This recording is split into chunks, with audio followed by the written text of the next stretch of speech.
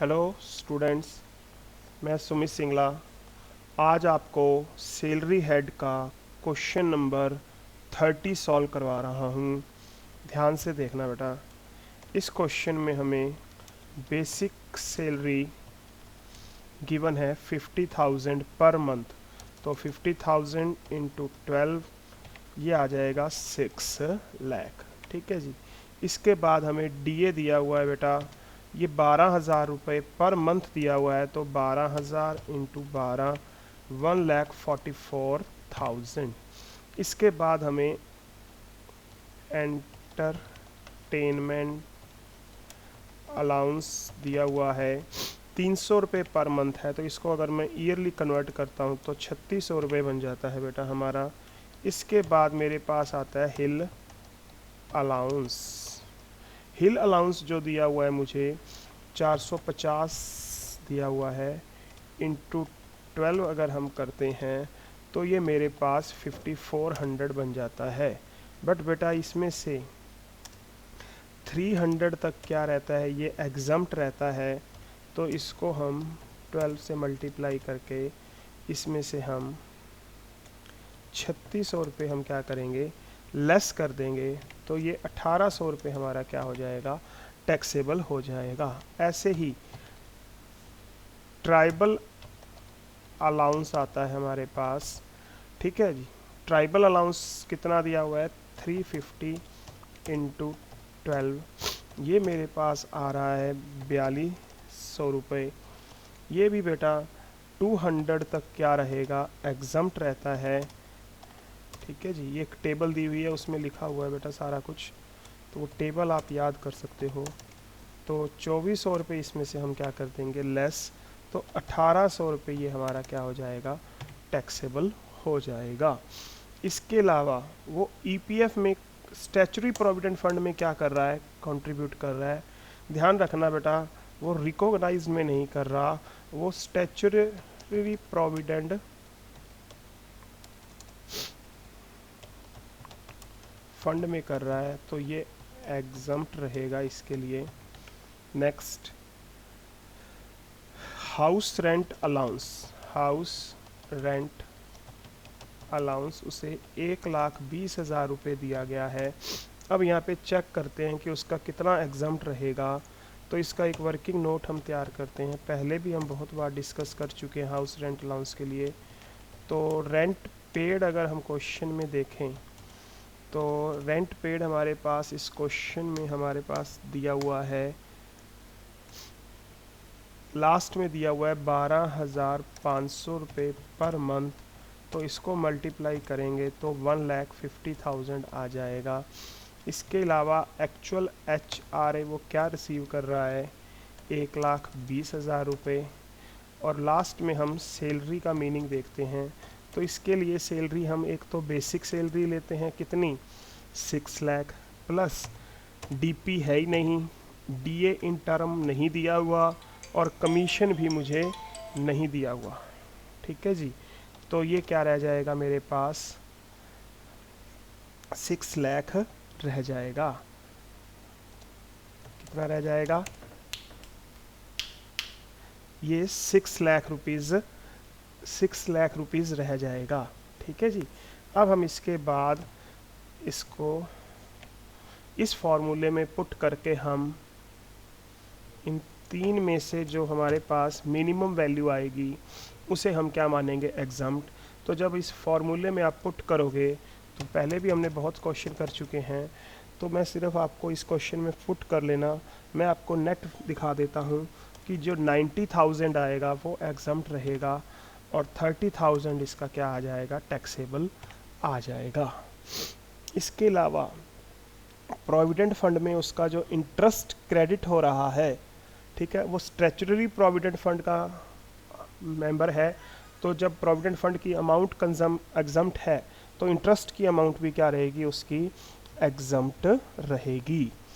ठीक है जी। इसके अलावा ये बताया गया है कि वो यूपी गवर्नमेंट में है, और एक उसे हिल अलाउंस मिला है, और वो कितने मीटर पे रह रहा है, 1100 मीटर पे रह रहा है, तो उसके अकॉर्डिंग हमने उसे 300 रुपये क्या दे दिया, कंजम्पशन दे दी।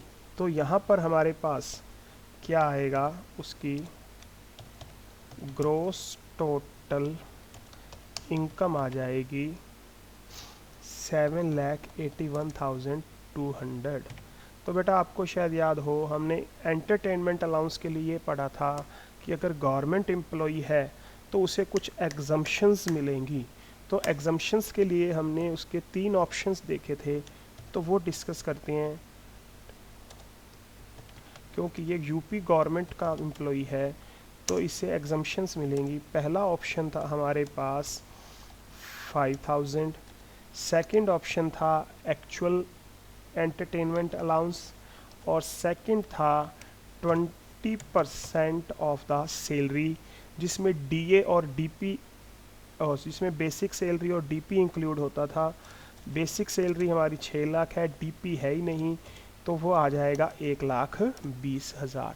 तो एंटरटेनमेंट अलाउंस में से जो मिनिमम है 3600, वो आपका इस ग्रॉस टोटल सैलरी में से क्या हो जाएगा, लेस हो जाएगा।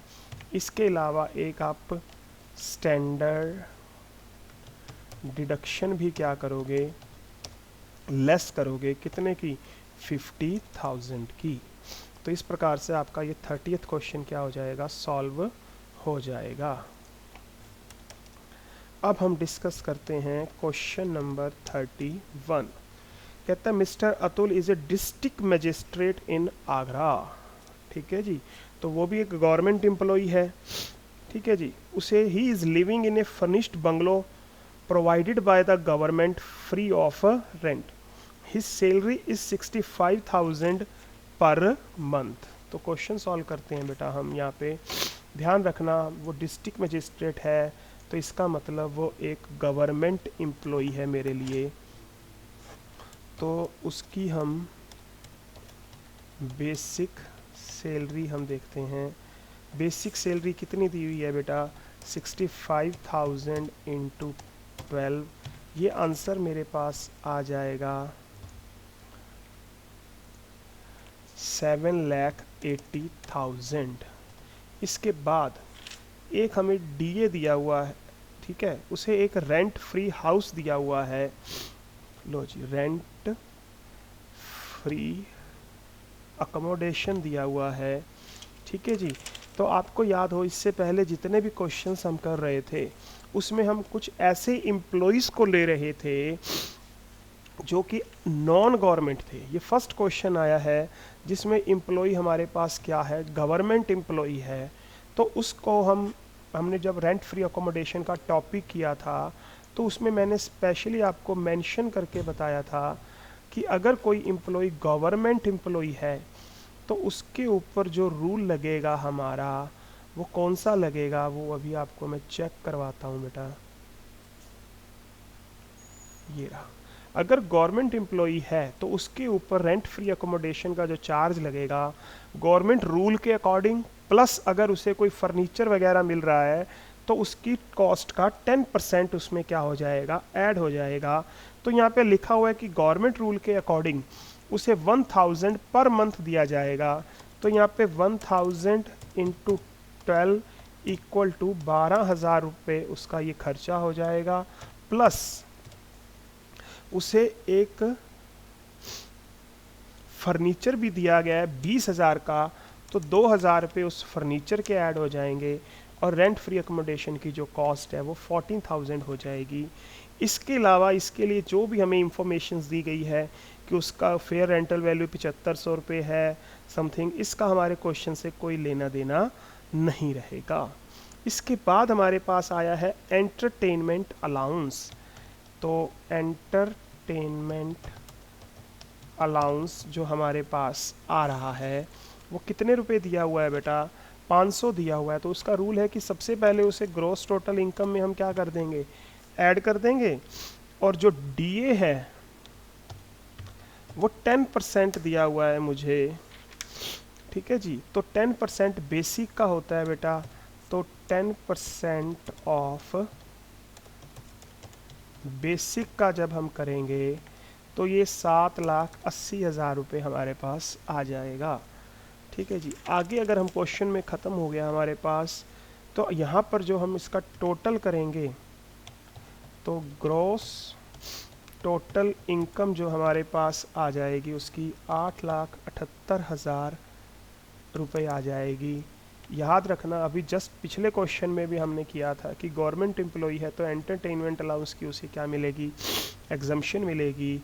तो एंटरटेनमेंट अलाउंस की क्या क्या एग्जम्पशन मिलेगी, 5,000। एक्चुअल एंटरटेनमेंट अलाउंस कितना है बेटा हमारे पास, 6,000 और 20% of the basic and DP. तो 20% हम किसका निकालेंगे, 7,80,000 का निकालेंगे। तो नेचुरल है बेटा यहाँ पे मिनिमम अमाउंट 5,000 आएगा, तो वो 5,000 हम क्या कर देंगे यहाँ पे लेस कर देंगे। यहाँ पर ये 20% अगर हम निकालते हैं तो 1,56,000 रुपये हमारे पास आएगा। मेरे ख्याल से ये क्वेश्चन आपको सबको समझ आ गया होगा बेटा। क्वेश्चन नंबर हम डिस्कस करते हैं 32, पढ़ते हैं। उस कहते हैं following are the particulars of the income of a women for the previous year. उसकी जो सैलरी बताई गई है बेटा मुझे 15,000 रुपये पर मंथ है। उसको प्रोविडेंट फंड में कितना जमा करा रहे हैं, 14%। इतना ही अमाउंट एम्प्लॉयर कंट्रीब्यूट कर रहा है। इंटरेस्ट उसका जो क्रेडिट हो रहा है वो 9.5% हो रहा है। इसके अलावा उसे एक रेंट फ्री हाउस भी दिया गया है।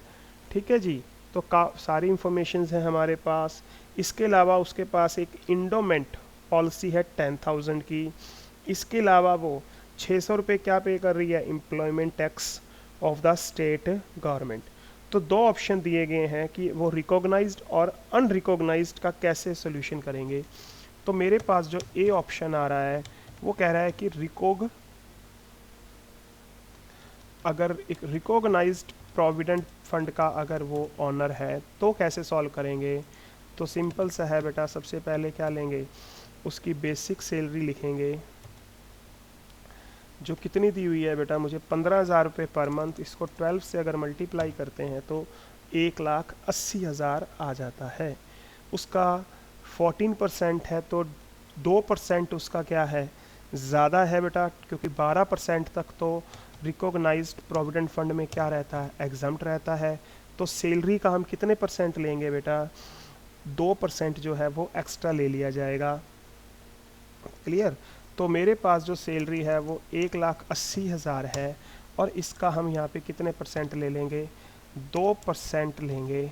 तो बेटा ये 3600 आ जाएगा, क्योंकि रिकॉग्नाइज प्रोविडेंट फंड के लिए जो सैलरी का मीनिंग रहता है वो बेसिक, डीपी, डीए अगर टर्म में है और कमीशन ऑन टर्नओवर है। यहाँ पर ऐसा कुछ नहीं दिया हुआ, सिर्फ बेसिक दी हुई है, तो हमने उस बेसिक का क्या ले लिया, 2% ले लिया। जो इंटरेस्ट है वो 9.5% है और 9.5% तक वो क्या रहता है, एग्जम्प्ट रहता है। तो यहाँ पे इंटरेस्ट ऑन पीएफ जो रहेगा वो एग्जम्प्ट रहेगा। उसे एक रेंट फ्री अकोमोडेशन भी प्रोवाइड किया गया है और उसकी जो पॉपुलेशन है वो 30 लाख है बेटा। ठीक है, और ये जो घर है ये एम्प्लॉयर ने किराए पे लिया हुआ है, तो यहाँ पे 15% वाला रूल लगेगा हमारा। सॉरी, किराए पे नहीं लिया हुआ, ये उसकी खुद का है घर और 30 लाख तक है, तो इसका मतलब 15% हम सैलरी का लेंगे। तो यहाँ पे जो 15% है उसके लिए भी हम 1,80,000 का ही क्या करेंगे, 15% क्या करेंगे, यूज़ करेंगे, जो कि 27,000 आ जाएगा। बस इसको टोटल कर देंगे जब हम, तो मेरी आ जाएगी ग्रोस टोटल इनकम आ जाएगी यहाँ पर 2,10,600, और इसमें से दो चीज़ें लेस हो जाएंगी। एक तो स्टैंडर्ड डिडक्शन कितनी, 50,000, और सेकंड एम्प्लॉयमेंट टैक्स कितना, 600। हाँ, अगर हम यहाँ पर बात करें कि अगर वो अनरिकॉग्नाइज्ड का होता, तो इसको एक बार कॉपी कर लेते हैं हम। अगर वो अनरिकॉग्नाइज्ड प्रोविडेंट फंड का मेंबर होता तो उसका रिकॉग्नाइज्ड प्रोविडेंट फंड की जगह क्या वर्ड आता, अनरिकॉग्नाइज्ड आता। ठीक है, तो ये जो अमाउंट है बेटा ये सारी की सारी क्या हो जाती, उसकी एग्जम्प्ट हो जाएगी। तो मुझे यहाँ पे इसे दिखाने की ज़रूरत नहीं है। सेकंड, ठीक है, रिकॉग्नाइज्ड प्रोविडेंट फंड, बस फ़र्क इतना ही आएगा, यहाँ पे 2% हम एक्स्ट्रा निकाल रहे हैं, यहाँ पर मुझे 2% एक्स्ट्रा निकालने की ज़रूरत नहीं है। तो उस केस में जो मेरी ग्रॉस टोटल इनकम बनेगी 2,07,000 रुपये बनेगी। बाकी क्वेश्चन आपका क्या रहने वाला है, सेम रहने वाला है। अब मैं आपसे साथ डिस्कस कर रहा हूँ बेटा क्वेश्चन नंबर 33। कहता है mister x is working in A limited company at ₹18,000 per month as a salary. तो उसकी बेटा बेसिक जो सैलरी आ रही है हमारे पास 18,000 इंटू 12, ये आ जाएगी 2,16,000। नेक्स्ट जो मुझे बोला जा रहा है, the company has provided him a rent free accommodation. Rent free accommodation ये लास्ट में देखेंगे क्योंकि क्या इसका रूल लगता है। ठीक है जी, कंपनी इसके लिए मंथली रेंट कितना पे कर रही है, 4,000। He has also provided him the necessary furniture 16,000। इसके अलावा कंपनी उसका 500 रुपये का इलेक्ट्रिक का बिल भी पे कर रही है। तो इलेक्ट्रिसिटी का जो बिल है वो कितना पे किया जा रहा है, 500 रुपये पर मंथ है, तो साल का कितना हो गया, 6,000 रुपये हो गया। इसके अलावा कंपनी उसे एक गार्डनर भी प्रोवाइड करवा रही है, 280 रुपये पर मंथ है। तो 12 से अगर हम उसको मल्टीप्लाई कर देंगे तो ये अमाउंट आ जाएगी मेरे पास। इसके अलावा कंपनी उसे एक लार्ज कार के साथ एक शॉफर भी दे रही है, शॉफर मतलब ड्राइवर दे रही है। Mister X himself bear the expense of car relating to personal use, he is getting 3,000। ठीक है, तो उसे एक कार दी जा रही है बेटा, एक लार्ज कार दी जा रही है। तो बेटा कल भी हमने पिछले लेक्चर में भी डिस्कस किया था, अगर कार जो उसको दी जा रही है मिक्स काम के लिए, अगर तो उसका यूज़, उसका एक्सपेंस, दोनों एक्सपेंस एम्प्लॉयर बियर करता है तो यहाँ 2,400 रुपये लेते हम। बट यहाँ पर ये बोला हुआ है कि उसे लार्ज कार दी जा रही है, मिक्स काम के लिए दी जा रही है, बट उसके पर्सनल एक्सपेंस एम्प्लॉई खुद बियर कर रहा है। तो यहाँ पे लार्ज कार का 900 रुपये पर मंथ वो आएगा, प्लस 900 रुपये ड्राइवर का आ जाएगा, और इसको हम मल्टीप्लाई कर देंगे 12 से, तो ये दोनों का एक्सपेंस आ जाएगा 21,600। फिर से रिपीट कर दूं, अगर उसे कोई कार मिक्स पर्पस के लिए दी जा रही है तो उसके 2 ट्रीटमेंट हो सकते हैं। पहला ट्रीटमेंट, अगर तो सारे एक्सपेंस ही एम्प्लॉयर बियर कर रहा है तो लार्ज कार का कितना लेंगे हम, 2,400। अगर पर्सनल एक्सपेंस एम्प्लॉय बियर कर रहा है और बाकी खर्चे एम्प्लॉयर बियर कर रहा है तो यहाँ पे हम कितना लेंगे, 900। और शॉफर कार ड्राइवर का तो हमने यहाँ पे 900 रुपये दिखाना ही दिखाना है। एंटरटेनमेंट अलाउंस, अगर हम एंटरटेनमेंट अलाउंस की बात करें 3,000 पर मंथ है तो 36,000 साल का उसका ये हो जाएगा। उसे एक लंच दिया जा रहा है बेटा, ठीक है जी। He is also provide free lunch in office on 200 working days which cost the company 12,000। तो जो हम देखते हैं लंच का क्या कॉस्ट आती है बेटा, अगर हम बात करें लंच की जो कॉस्ट है 50 रुपीज़ तक एग्जम्प्ट होती है, तो 50 इंटू 200 डेज तो ये 10,000 बन रहे हैं। ठीक है, जबकि उसको प्रोवाइड कितने कराए जा रहे हैं, 12,000। तो इसमें से 2,000 उसके क्या हो जाएंगे, टैक्सेबल हो जाएंगे, और 10,000 जो है वो उसकी एग्जम्प्ट अमाउंट हो जाएगी। इसके बाद हमें कहा गया है कि रिकॉग्नाइज्ड प्रोविडेंट फंड में उसे जो पे किए जा रहे हैं वो 12% के हिसाब से पे किया जा रहा है। इसके अलावा 12% तक एग्जम्प्ट होता है बेटा, और जो इंटरेस्ट की अमाउंट है वो 10,000 है। यहाँ पर ये नहीं बताया गया कि कितने % इंटरेस्ट दिया जा रहा है, तो हम ये एज्यूम करेंगे कि उसे 9.5% के हिसाब से ही क्या दिया जा रहा है, इंटरेस्ट दिया जा रहा है। बस क्वेश्चन ख़त्म हमारा। अब हमें सिर्फ क्या निकालना है, रिकॉग्नाइज्ड प्रोविडेंट फंड। ठीक है, तो इसके लिए हमारे पास जो ऑप्शन है वो सेकंड वाला ऑप्शन चलेगा, क्योंकि इसके लिए कंपनी क्या दे रही है, किराए पे मकान लेकर दे रही है उसे, तो वो 15% वाला ऑप्शन चलेगा हमारे पास।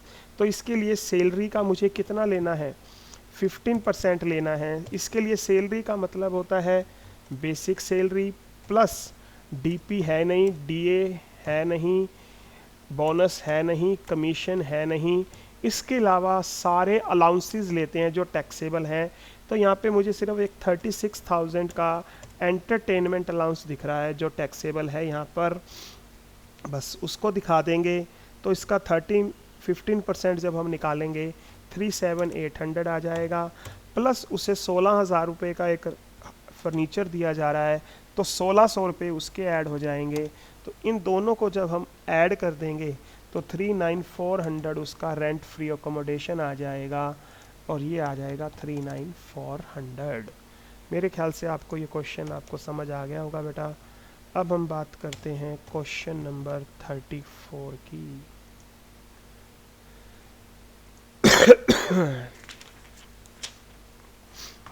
यहाँ पर मुझे कहा गया है कि mister x is working in A company on A salary of 10,500 per month.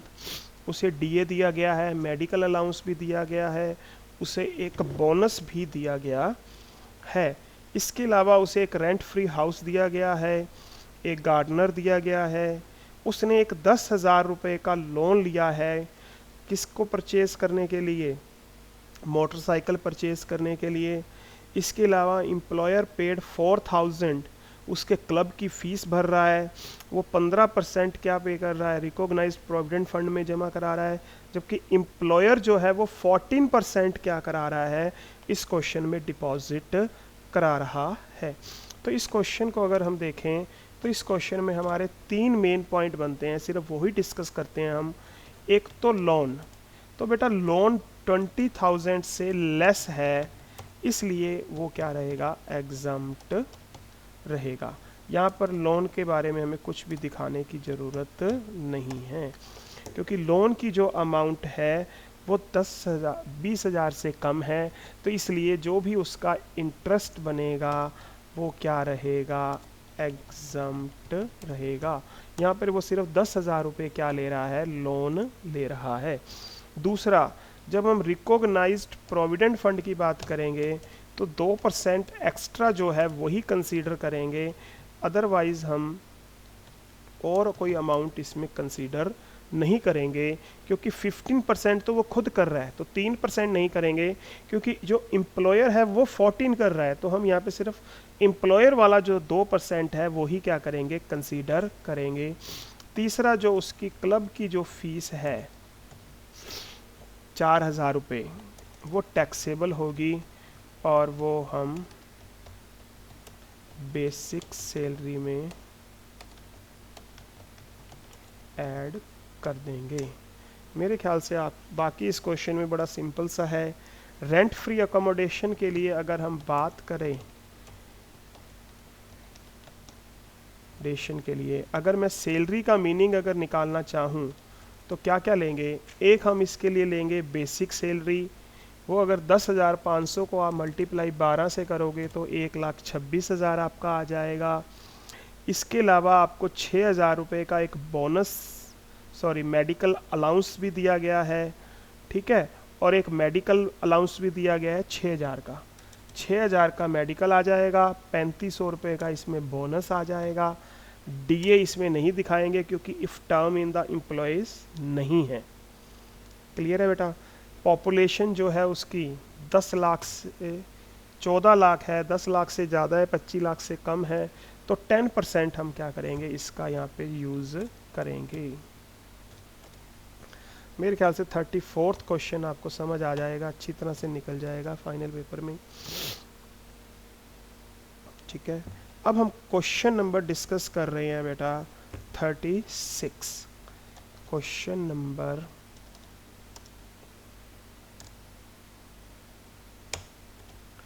36 ध्यान से देखना। कहता है उसे बेसिक सैलरी कितनी मिल रही है, 16,000, डीए 4,000, और लिखा हुआ है कि as per the term of employment, बड़ा इजी सा क्वेश्चन लग रहा है देखने में ये। चलो हम करके देखते हैं question. Basic salary, basic salary उसे 16,000 रुपये पर मंथ है। 12 से मल्टीप्लाई करेंगे 1,92,000 हो जाएगा। डीए, बेटा इफ़ टर्म इन एम्प्लॉयमेंट का यूज़ तो तब होगा जब हम एचआरए या रेंट फ्री अकोमोडेशन में दिखाना है या नहीं दिखाना। यहाँ पर तो हमें हर हालत में दिखाना है, चाहे वो if term in the employment है चाहे नहीं है। उसे बोनस कितना दिया जा रहा है? 16,000 रुपये बोनस दिया जा रहा है। इसके अलावा उसे एक रेंट फ्री अकोमोडेशन भी दिया जा रहा है। एंटरटेनमेंट अलाउंस कितना है? 1,000 रुपये पर मंथ है तो 12,000 रुपये निकालेंगे हम साल का। रेंट फ्री अकोमोडेशन हम बिल्कुल लास्ट में सॉल्व करेंगे क्योंकि और भी एक्सपेंसेस होते हैं जो उसमें ऐड होते हैं। कहता है हर contribution to recognised provident fund is 15%। तो बेटा उसका जो कंट्रीब्यूशन है खुद का वो तो एग्जम्प्ट होता है। हाँ, जो नेक्स्ट में दिया हुआ है एम्प्लॉयर कंट्रीब्यूशन, एम्प्लॉयर कंट्रीब्यूशन कितने परसेंट है ये नहीं लिखा, 30,000 लिखा है। तो 12% से अगर ज़्यादा हुआ तो टैक्सेबल होगा, अदरवाइज नहीं होगा। तो इसके लिए 12% हम निकालेंगे। ठीक है जी, किसका निकालेंगे 12%? चार चीज़ें लेते हैं। बेसिक सैलरी 1,92,000 प्लस डीपी यहाँ पर है ही नहीं, कमीशन यहाँ पर है ही नहीं। हाँ, डीए इस बार लिखा हुआ है कि if term in the employment है, तो इसलिए डीए को हम यहाँ पर क्या करेंगे, कंसीडर करेंगे बेटा, जो कि 48,000 है। तो इन दोनों को टोटल करके हम जो निकालेंगे 12%, उस अगर वो ज़्यादा आ रहा है तो हम क्या करेंगे, जो बचा हुआ अमाउंट है उसे हम टैक्सेबल मान लेंगे।